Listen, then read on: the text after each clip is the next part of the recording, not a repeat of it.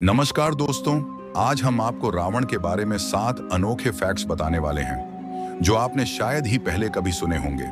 हम सब जानते हैं कि रावण एक बहुत ही क्रूर राक्षस था जिसने अनगिनत पाप किए थे।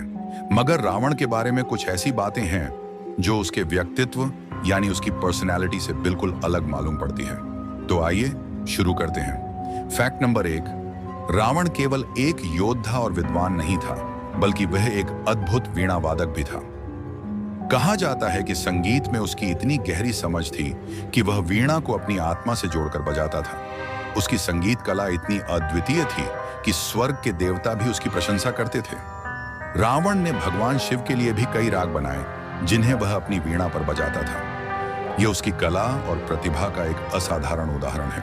फैक्ट नंबर 2, रावण न केवल एक महान योद्धा और पंडित था, बल्कि वह एक उत्कृष्ट ज्योतिषी भी था। उसे ज्योतिष शास्त्र का इतना गहरा ज्ञान था कि कुछ विद्वानों का मानना है कि उसके जैसा ज्योतिष आज तक ब्रह्मांड में नहीं हुआ। कहा जाता है कि वह ग्रह नक्षत्रों की चाल और समय की गणना में माहिर था। वह अपनी ज्योतिष विद्या से भविष्य को समझने की शक्ति रखता था। यह अद्भुत बात रावण के व्यक्तित्व की गहराई को दर्शाती है।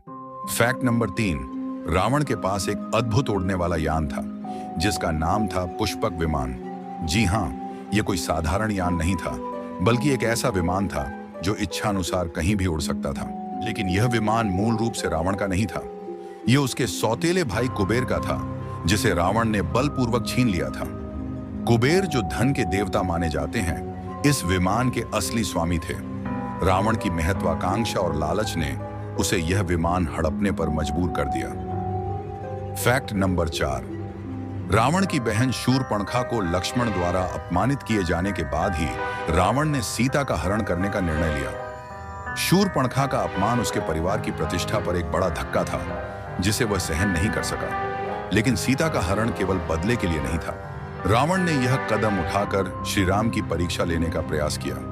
वह यह देखना चाहता था कि क्या श्री राम वाकई इतने सामर्थ्यवान हैं जितना उनके बारे में कहा जाता है। फैक्ट नंबर 5, रावण को कई नामों से जाना जाता था।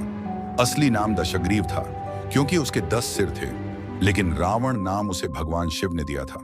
फैक्ट नंबर 6, रावण ने नवग्रहों को इसीलिए बंदी बनाया था ताकि इंद्रजीत के जन्म के समय नवग्रह पूरी तरह से अनुकूल स्थिति में रहें। रावण चाहता था कि उसका पुत्र जन्म से ही अजेय हो और उसके भाग्य में केवल विजय हो।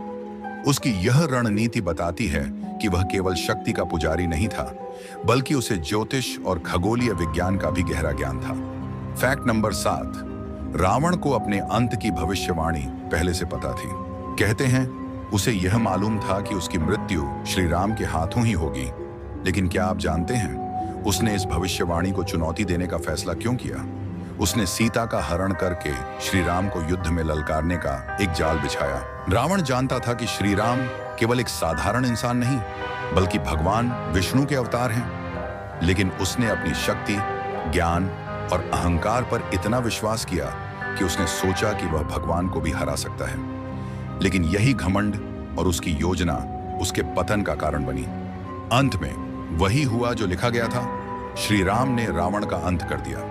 तो दोस्तों, ये थे रावण के 7 ऐसे फैक्ट्स जो लोग कम ही जानते हैं। इसके अलावा यह भी कहा जाता है कि रावण को आयुर्वेद और तंत्र मंत्र का भी अद्भुत ज्ञान था।